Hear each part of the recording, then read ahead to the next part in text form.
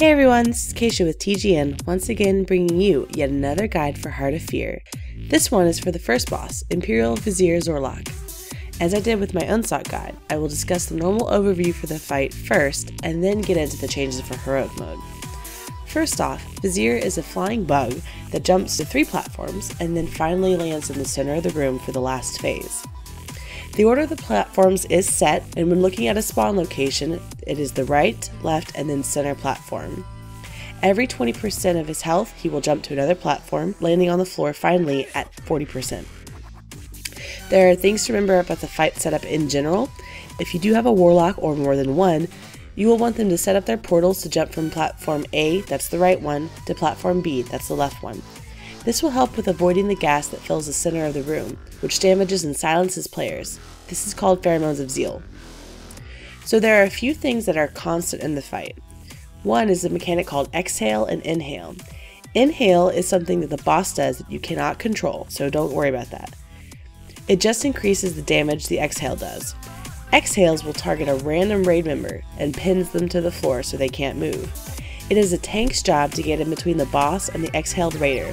There will be a beam connecting them that you can see. Your job as a non-tank is to simply stand behind a tank at all times so that they can always take it from you, meaning that you can't be too close to the boss because then they can't get in between it and you will die. There's another one called Song of the Empress. You don't really have to worry about that. It's just a channel that you most likely will never see. It's a mechanic that requires Zorlok to always be tanked or hit. If you use warlock portals to jump from platforms or stampeding roars, you will be fine. It's never really been an issue for my guild. So let's go ahead and take a look at each platform's ability. The first platform, Zorlok casts an ability called Force and Verve, which deals a large amount of raid damage. You can avoid a lot of the damage by being underneath the large yellow barriers the boss spawns. Those locations are variable, but there will always be one underneath the boss, one a bit farther away, and then another 20 yards around kind of the edge of the platform. Each one can only protect a certain amount of people, so it is important to decide who gets in which barrier. Usually we put the tanks and melee in one, and then range in another, and healers, etc. We call each barrier by the order in which it spawns, first, second, or third. The amount of people who can get the buff per barrier is 4 for 10 man and 9 for 25 man. Keep in mind this is normal mode.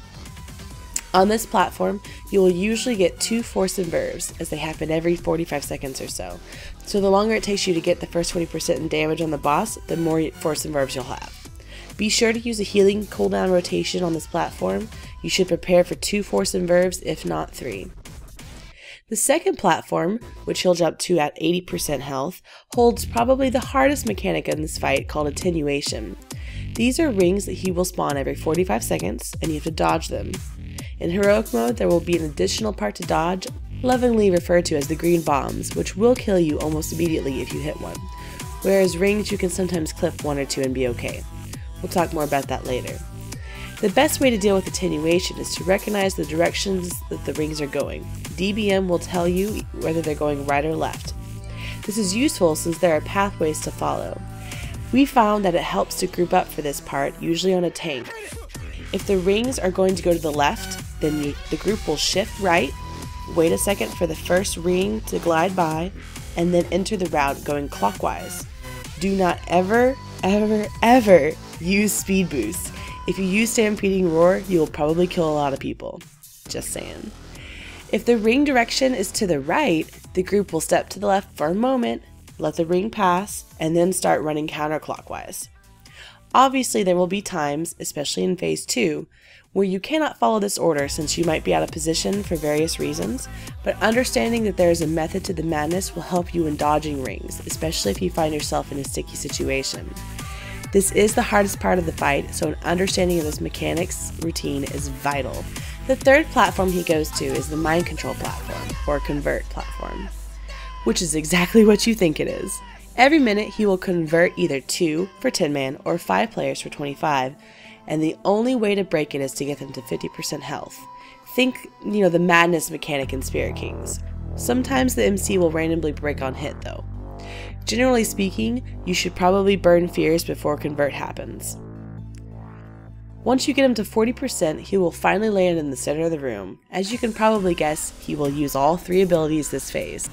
However, the good news is that attenuation and force and verve will never be at the same time, because they're both channeled abilities, though they can and will be very close together. Once you get him to 40%, he'll finally land in the center of the room, and as you can probably guess, you will use all 3 abilities this phase.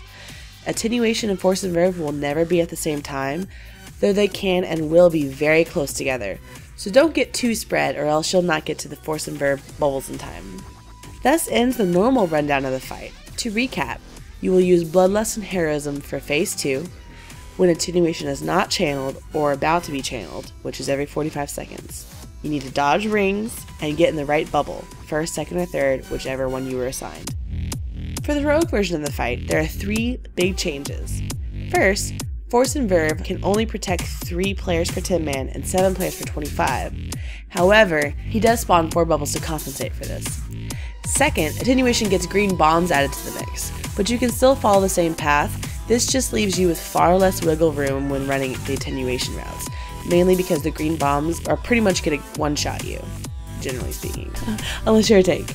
And the third change is called Echoes. This is a copy of Zorlok himself that will mimic either an additional to attenuation or force and verve. On the first platform, once he reaches 80%, he still flies to the second platform, but leaves behind an echo of himself, and causes for force and verve to keep happening until the echo on the first platform is dead. It's confusing, I know, just it'll make sense once you see it. This will require 1 tank and 2 healers to follow him to the second platform, using warlock portals if you have them, leaving the rest of your raid to kill the echo. The tank and healers that followed Zorlok will have to deal with the force and verve on the new platform, as well as 1 round of attenuation before the rest of the raid arrives. Because force and verve is split between 2 platforms, each one only gets 2 protective bubbles, meaning some players will have to take the force and verve damage using personal cooldowns, ice block, deterrence, pally bubbles, etc. Once the echo of force and verve is dead, the rest of the raid will arrive at the second platform, where you will deal with the attenuation until he's at 60%. When he flies to the third platform, you will split your raid in half, 1 to stay and deal with echo of attenuation, and 1 to go to the boss to help break converted people when it happens. In order to simplify things, the original tank and healer pairing that split off originally will stay together on the platform and continue to dodge attenuation until the echo is dead. Needless to say, you want the half that stays with the attenuation echo to be good at dodging rings, since they will have to do it a few more times than normal. The third platform is the same, just get the boss to 40% and then the fight really starts. He'll land in the center of the room and you will tank him near the stairs and wait for the first force and verve to go off. This will be healer rotation number 1 again. And then he will spawn an echo of attenuation where he is right then, and that echo must be tanked for the entirety of the fight. You will not kill him, just tank him. The kicker is that, since Zorlok will use all 3 abilities in phase 2, you will also have to deal with double rings sometimes, which make a nice little minefield to run through. Pointing your camera down will help you. The way you can help with the double rings is to tank them on 2 edges of the room. The easiest way to deal with attenuation for this fight is, rather than following the circular pattern as before, just run away from the boss as he does it, so that the bubbles spread out, making them easier to dodge. Keep in mind though that the yellow ring is split and will create 2 sometimes. The original tank and healer setup will take the echo the rest of the fight, while everyone else focuses on killing the boss. Sometimes you will not make it to a force and verve bubble, so you must be prepared with externals and personals to eat the entire force and verve. So there's the basic guide to both normal and heroic Imperial Vizier Zorlok. Once again, this is Caisha. I hope you guys found this informative. If you did, please be sure to like it and comment below. Thanks all.